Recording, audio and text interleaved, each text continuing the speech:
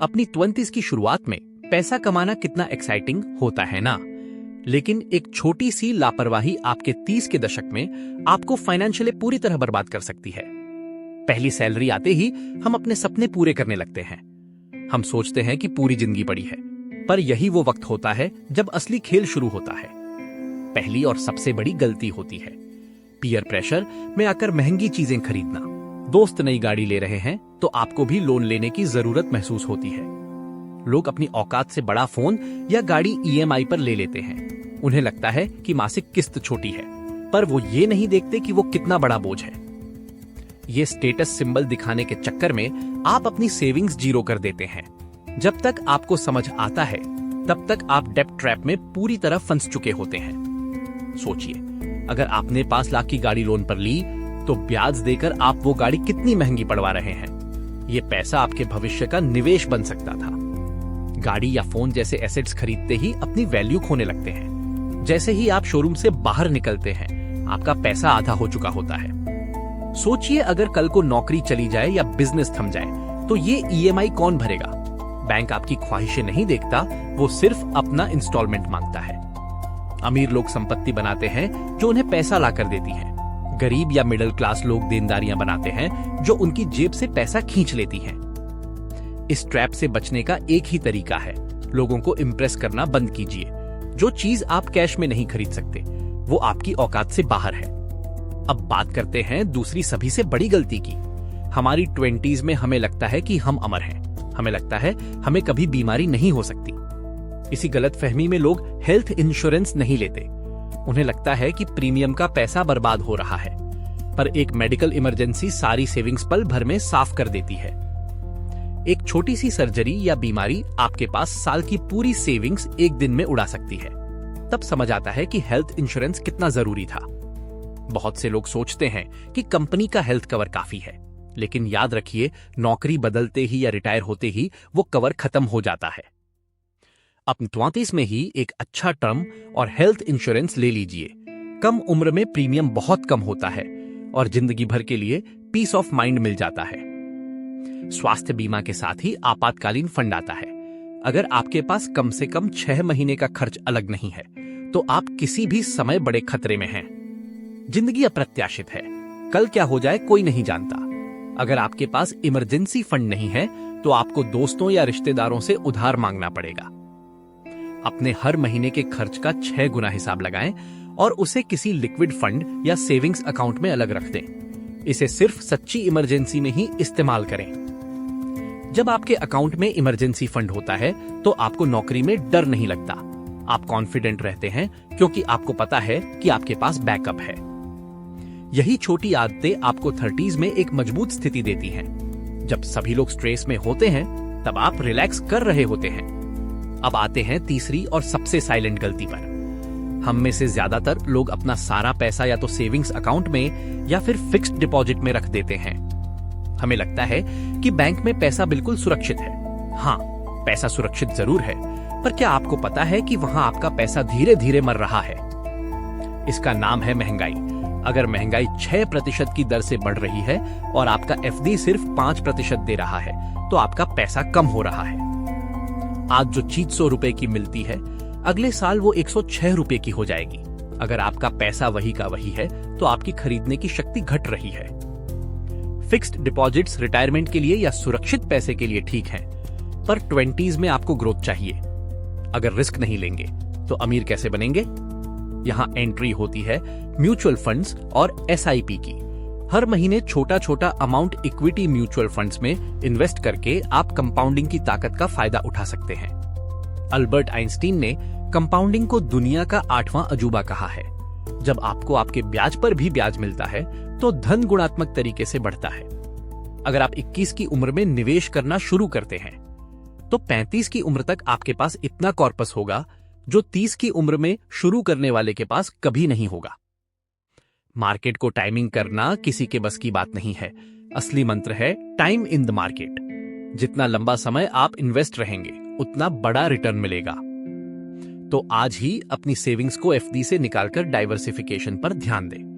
Index funds और equity mutual funds में SIP शुरू करें और महंगाई को मात दें। अब आते हैं चौथी गलती पर, जो आजकल सबसे बड़ा मनोवैज्ञानिक जाल बन चुकी है। वो है नो कॉस्ट ईएमआई का धोखा। हर जगह यही बोर्ड दिखता है। आपको लगता है कि कोई एक्स्ट्रा पैसा नहीं लग रहा, पर सच तो यह है कि या तो डिस्काउंट गायब हो जाता है या प्रोसेसिंग फीस के नाम पर एक्स्ट्रा वसूली होती है। नो कॉस्ट ईएमआई आपको वो चीजें खरीदने पर मजबूर करती है जिसकी आपको सच में जरूरत नहीं होती। आप डिस्काउंट के चक्कर में आकर बिना मतलब का खर्च करते हैं। जब हर महीने 5 अलग अलग ईएमआई आपके खाते से कटती हैं, तब सैलरी आने से पहले ही खत्म हो चुकी होती है। आप वित्तीय स्वतंत्रता खो देते हैं। रूल सरल है, अगर आपके पास पूरा कैश देने की ताकत नहीं है तो वो चीज अभी आपके लिए नहीं बनी है। क्रेडिट पर जीना छोड़ दें। अब आती है 5वीं और सबसे आखिरी गलती, अपना पैसा कहां जा रहा है इसका कोई हिसाब ही नहीं रखना। बजटिंग को लोग बोरिंग समझते हैं। महीने के अंत में जब जेब खाली होती है तो हम सोचते हैं कि पैसा गया कहां। बिना ट्रैकिंग के आपको कभी पता नहीं चलेगा कि आपने कहां वेस्ट किया। अपने खर्चे को कंट्रोल करने के लिए 50-30-20 नियम अपनाएं। 50% जरूरतों पर, 30% शौक पर और 20% बचत पर।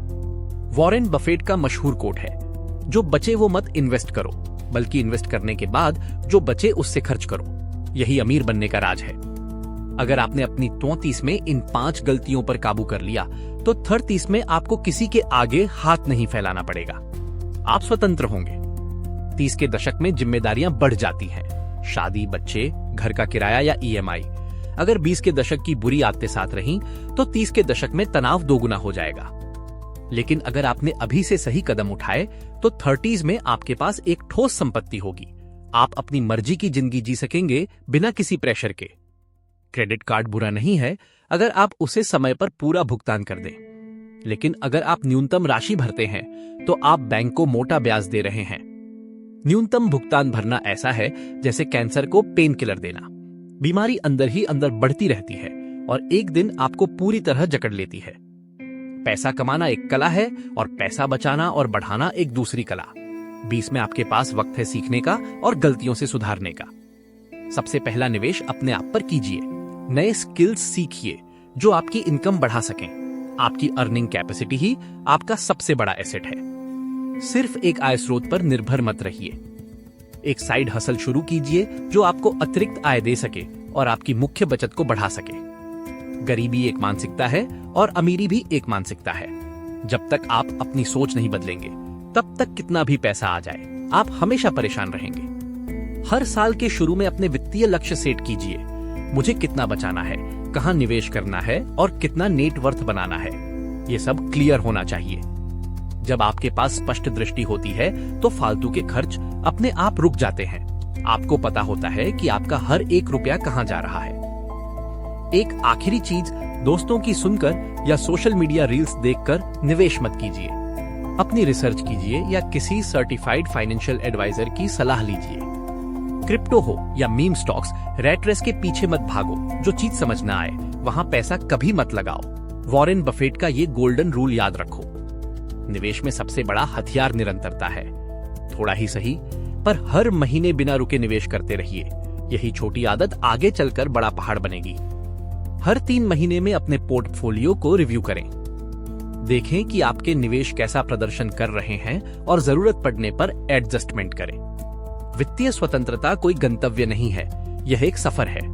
जितनी जल्दी आप इस सफर पर निकलेंगे, उतनी ही जल्दी आप अपनी मंजिल पर पहुंचेंगे। अगर आपने पिछले साल कुछ गलतियां की हैं, तो उनसे रोए मत, बल्कि उनसे सीखें। हर गलती आपको एक बेहतर निवेशक बनाने के लिए आई है।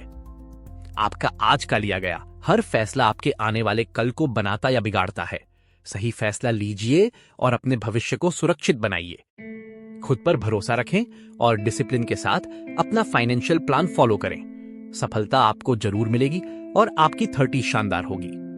तो दोस्तों, ये थी वो 5 गलतियां जो 20s में लोग करते हैं।